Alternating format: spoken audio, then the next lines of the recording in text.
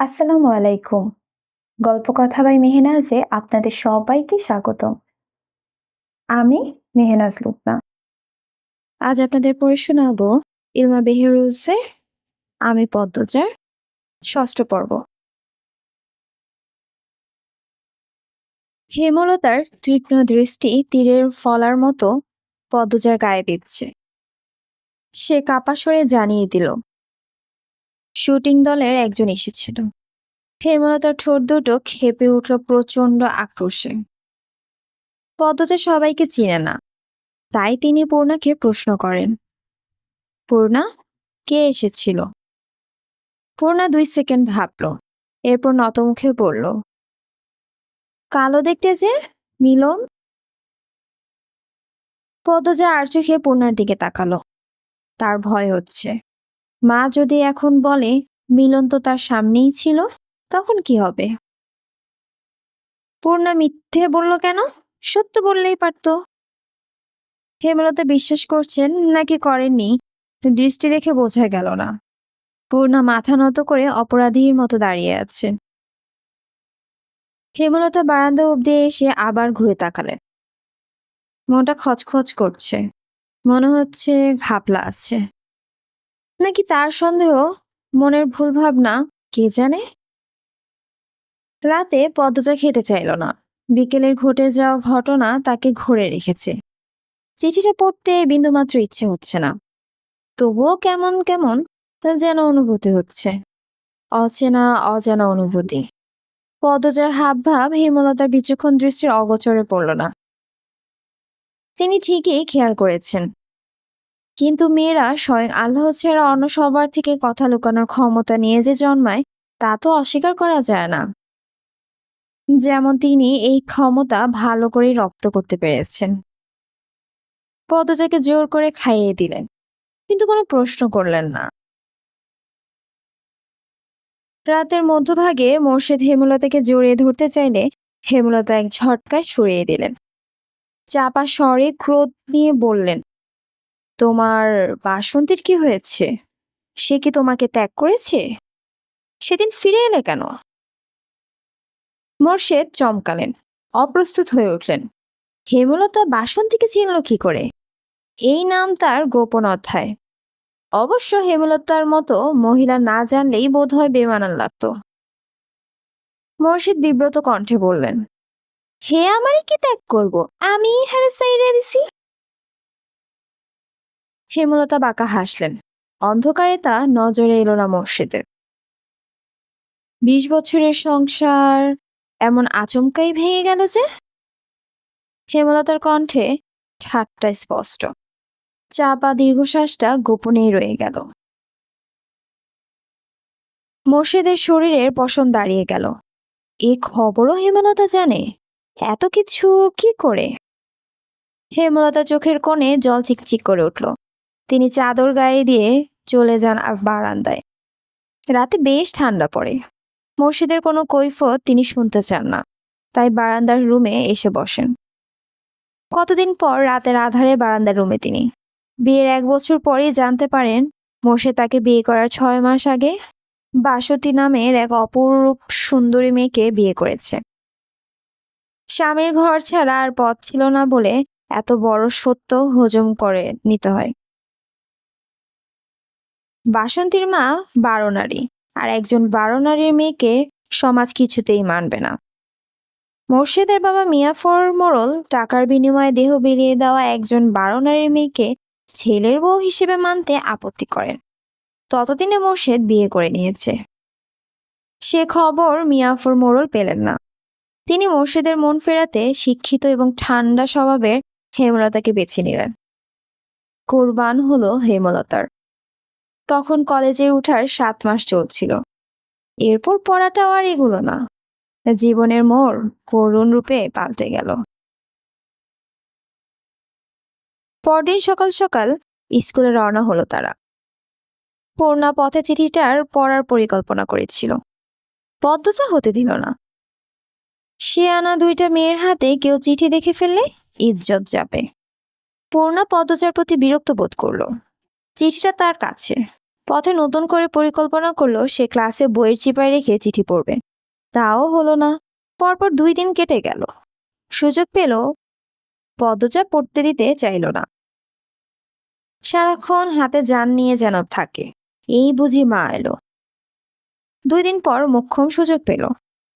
হেমলতা বাপের বাড়ি গিয়েছেন প্রান্ত এবং প্রেমাকে নিয়ে। যদিও কয়েক মিনিটের পথ, দ্রুতই ফিরবেন। পদ্মচার চেয়ে পূর্ণার আগ্রহ বেশি। সে চিঠি খোলার অপেক্ষায় ছিল। আজ খুলতে গিয়ে মনে হলো যারই চিঠি তারই খোলা উচিত এবং আগে তারই পড়া উচিত।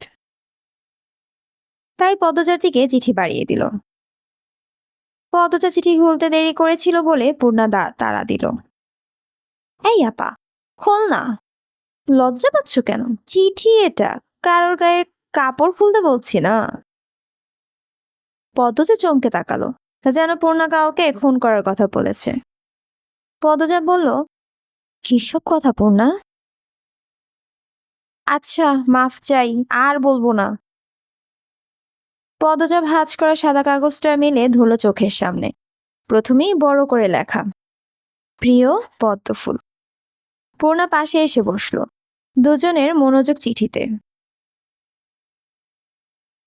প্রিয় পদ্মফুল, আমি ভেবে উঠতে পারছি না কিভাবে কি বলবো। আজ চলে যাব ভাবতেই বুকে তোলপাড় চলছে। তার কারণ তুমি। যেদিন তোমাকে প্রথম দেখি থমকে গিয়েছিল নিঃশ্বাস, কণ্ঠনালী। এতটুকুও মিথ্যে বলিনি। সেদিন শুটিংয়ের সংলাপ বলতে গিয়ে ভুল করেছি বারবার। না চাইতেও বারবার চোখ ছুটে যাচ্ছিল লাহারি ঘরের দিকে। বুকে থাকা হৃৎপিণ্ডটায় শিরশিরে অনুভূতি শুরু হয় সেই প্রথম দেখা থেকেই। প্রতিটা ক্ষণ গুনেছি তোমাকে দ্বিতীয়বার দেখার আশায়। দ্বিতীয়বার দেখা পাই যখন, তখন বেগুন নিতে আসো। সেদিন কথা বলার লোভ সামলাতে পারিনি। টমেটোর অজুহাতে শ্রবণ করি পদ্মফুলের কণ্ঠ। মনে হচ্ছিল এমন রিনরিনে গলার স্বর আর শুনিনি। রাতের ঘুম আড়ি করে বসে। তোমায় প্রতিনিয়ত দেখার একমাত্র পন্থা তোমার স্কোর। সবার অগোচরে কতবার তোমার পিছু নিয়েছি। তুমি বোকা, ধরতে পারোনি একবারও। সুন্দরীরা বোকা হয় আবার প্রমাণ হলো। এই, রাগ করবে না বোকা বলেছি বলে। জানতে পারি তোমার মায়ের ইচ্ছে তুমি অনেক পড়বে। অনেক উঁচু বংশ থেকে বিয়ের প্রস্তাব এসেছে, তাও তিনি ফিরিয়ে দিয়েছেন। সেখানে আমি অতি সামান্য। তবুও সাহস করে তোমার বাবার কাছে বিয়ের প্রস্তাব দিই। পদ্মফুলটাকে যে আমার চাই, তিনি রাজি হননি। নায়কের সাথে আত্মীয়তা করবেন না। আর বললেন তোমার অনেক পড়া বাকি। তোমার মা কিছুতেই রাজি হবেন না। আহত মনে দুপা পিছিয়ে আসি। ভেবেছি তোমার কলেজ পড়া শেষ হলে পরিবার নিয়ে বিয়ের প্রস্তাব নিয়ে আসব। তোমার মা সম্পর্কে যা জেনেছি বুঝেছি, তাতে এইটুকু বিশ্বাস আছে, তিনি নায়ক বলে আমাকে এড়াবেন না। তিনি বিচক্ষণ মস্তিষ্কের মানুষ।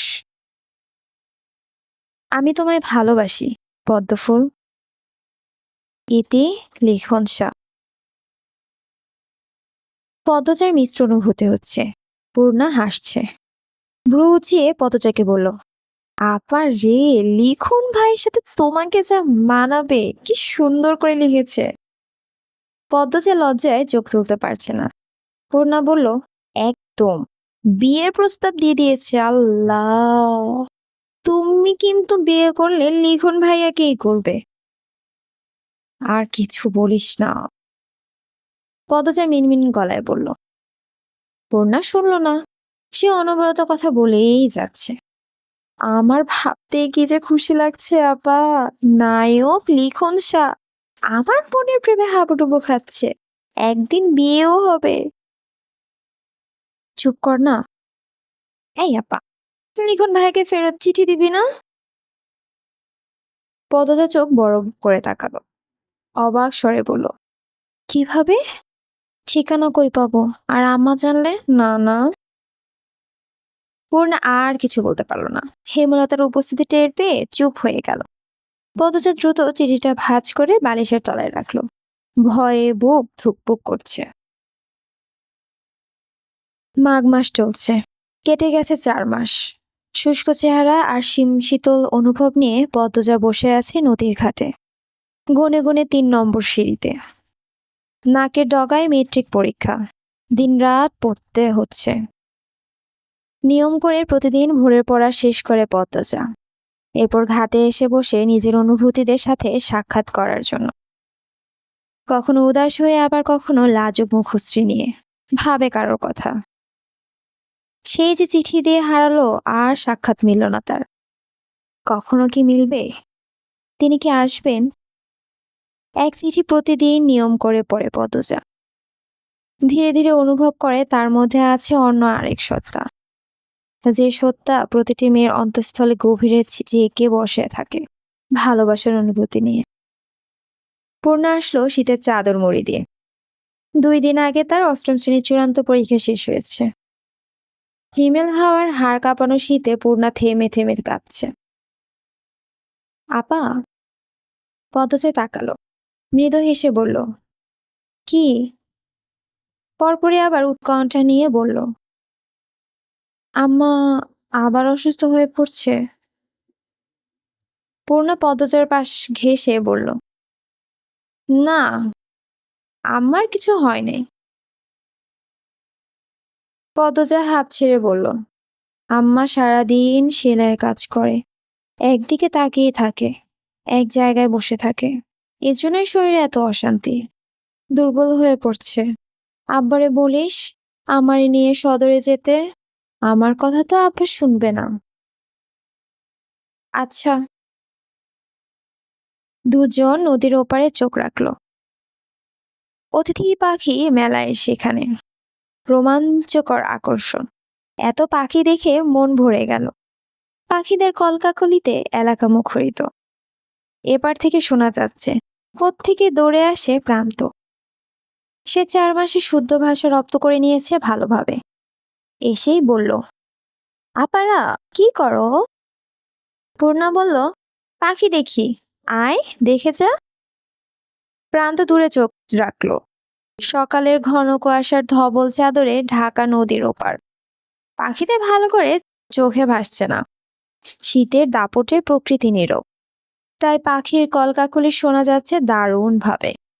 প্রান্ত বলল, বড় আপা একটা পাখি ধরে আনি। একদম না, পাখি ধরা ভালো না। অতিথি পাখিদের তো ভুলেও ধরা উচিত না। ওরা আমাদের দেশে অতিথি হয়ে এসেছে। প্রান্ত চুপসে গেল। এরপর মিউয়ে যাওয়া গলায় বলল, আচ্ছা ঠিক আছে। তোরা এখানে কি করস? মোর্শেদের কণ্ঠস্বর শুনে 3জন ফিরে তাকালো। প্রান্ত হাসি মুখে ছুটে এসে বলল, আব্বা আমি আজ তোমার সাথে মাছ ধরতে যাব। মোর্শেদ প্রান্তকে কোলে তুলে নেন। এরপর বললেন, তোর মায় আমার লগে কাইজা করব। আম্মারে আমি বলবো। আইসা যা, তুই রাজি করাইতে পারলে লইয়া যাও। পদ্মচার চোখ দুটি জলজল করে উঠল। মোর্শেদ গত 2 মাস ধরে প্রান্তকে চোখে হারাচ্ছে। ছেলে নাই বলেই হয়তো। প্রতিটা বাবা মায়েরই একটা ছেলের আশা থাকে। হেমলতা পরপর 3টি মেয়ের জন্ম দিলেন। এ নিয়ে মোর্শেদ অভিযোগ করেননি, তবে মনে মনে খুব করে একটা ছেলে চাইতেন। প্রান্তকে যখন প্রথম আনা হলো, মোর্শেদে খুব রাগ হয় ভিক্ষুকের ছেলে বলে। সময়ের সাথে সাথে প্রান্তকে চোখের সামনে ছাপাতে লাফাতে দেখে ছেলের জন্য রাখা মনের শূন্যস্থানটা নাড়া দিয়ে উঠল। মোর্শেদ 2 হাত বাড়িয়ে দেন অনাথ ছেলেটির দিকে। এখন দেখে আর বোঝা উপায় নেই, মোর্শেদ আর প্রান্তরের মধ্যে রক্তের কোনো সম্পর্ক নেই। মোর্শেদ কাঠ খোট্টা গলায় 2 মেয়েকে বললেন, সদরে সাইয়াম, 2টার লাইগা চাদর আনতাম না সুইডার। পদজার কথা শুনে চমকালো। অনাকাঙ্ক্ষিত কিছু পেলে মানুষ কিছুক্ষণের জন্য স্তব্ধ হয়ে যায়। পদজার অবস্থাও তাই হলো। খুশিটা প্রকাশ করার মতো পথ খুঁজে পাচ্ছে না। স্নায়ুকোষ থমকে গেছে। শীতের তাণ্ডবে প্রকৃতি বিবর্ণ, অথচ তার মনে হচ্ছে বসন্তকাল চলছে। ঢোক গেলে ঝটপট উত্তর দিল, আব্বা তোমার যা পছন্দ তাই এনো আমার জন্য। খুশিতে পদচার গলা কাঁপছে। মোর্শেদ অনুভব করলো সে কাঁপা গলা। গত সপ্তাহে রমিজের মেয়ে এক ছেলের সাথে রাত কাটাতে গিয়ে ধরা পড়ে। অনন্তপুরে সে কি তুলকালাম কাণ্ড। ছেলেটাকে ন্যাড়া করে জুতার মালা পরিয়ে চক্কর দেওয়া হয়েছে পুরো অনন্তপুর। আর মেয়ের পরিবারকে সমাজ থেকে আলাদা করে দেওয়া হয়েছে। পদজা এত সুন্দর হওয়া সত্ত্বেও আজও কোনো চারিত্রিক দোষ কেউ দিতে পারেনি। মেয়েটার দ্বারা কোনো অনৈতিক কাজ হয়নি। তার ঘরে যেন সত্যিই একটা পদ্ম ফুলের বাস। মোর্শেদ পদজাকে নিয়ে দোটানায় ভোগেন। খারাপ ব্যবহার আগের মতো আসে না। তিনি দ্রুত জায়গা ত্যাগ করেন।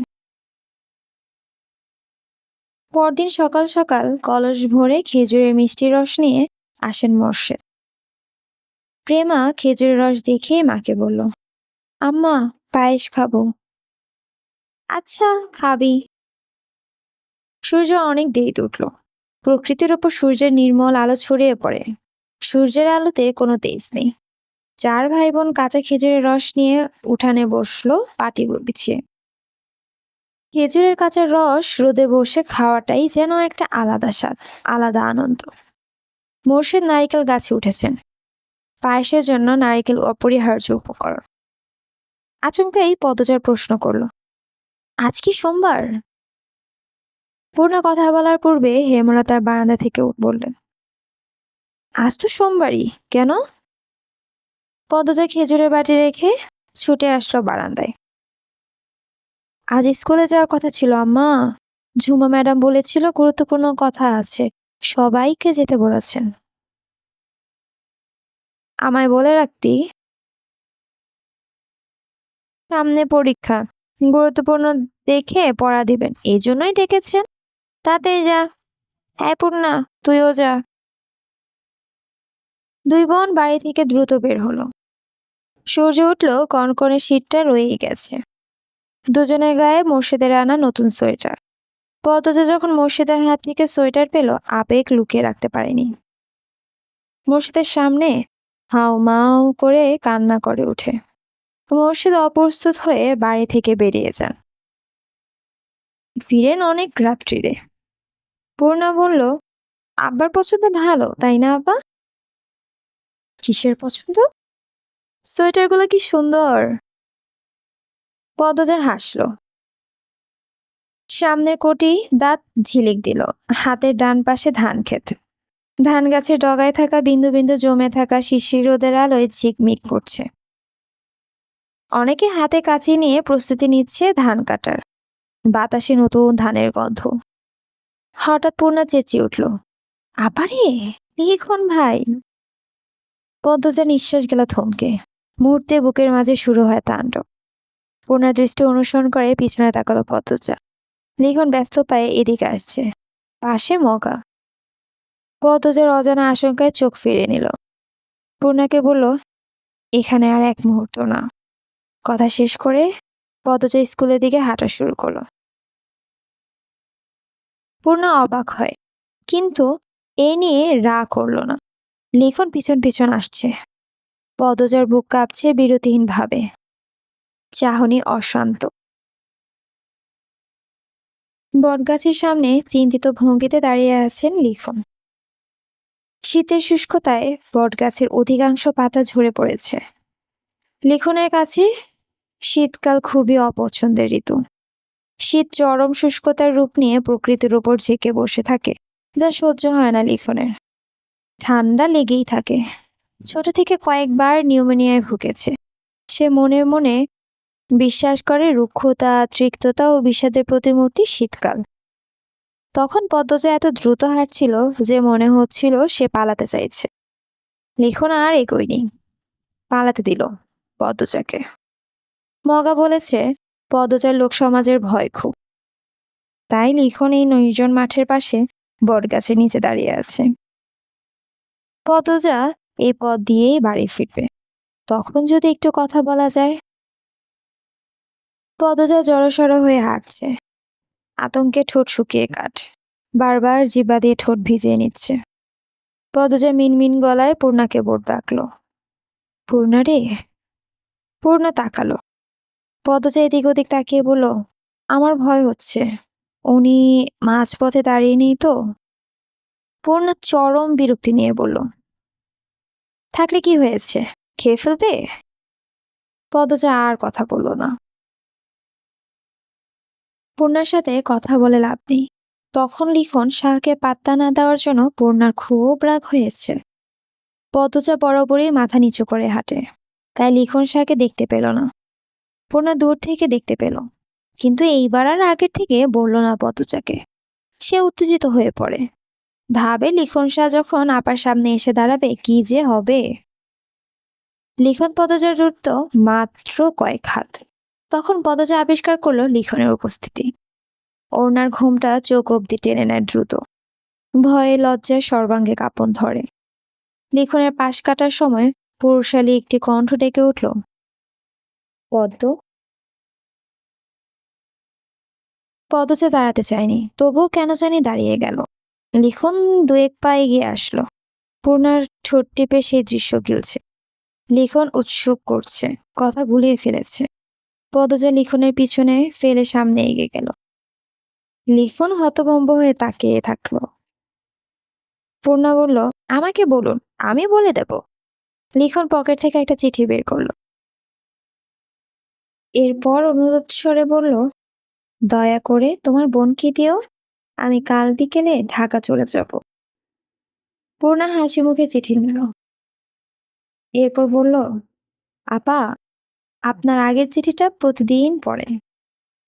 লিখনের ঠোঁট দুটি হেসে উঠল। পূর্ণা দৌড়ে ছুটে গেল পদ্মজার দিকে। লিখন আর পিছু নিল না। পূর্ণা আসতেই পদ্মজা থমকে উঠল। কি কথা বলেছিলি এত? কেউ দেখলে কি হতো? তুই আমার কথা কেন ভাবছিস না? পদ্মজার কাঁদো কাঁদো স্বরে পূর্ণা চুপসে গেল। সত্যি কি সে বেশি করে ফেলল? পূর্ণা চোখ নামিয়ে চুপচাপ হেঁটে বাড়ি চলে আসে। চিঠিটার কথা পদ্মজাকে বলা হয়নি। আজ এই পর্যন্তই। যদি আপনাদের আমার কাছ থেকে গল্পটি শুনে ভালো লেগে থাকে তাহলে প্লিজ কমেন্ট করে জানাতে ভুলবেন না।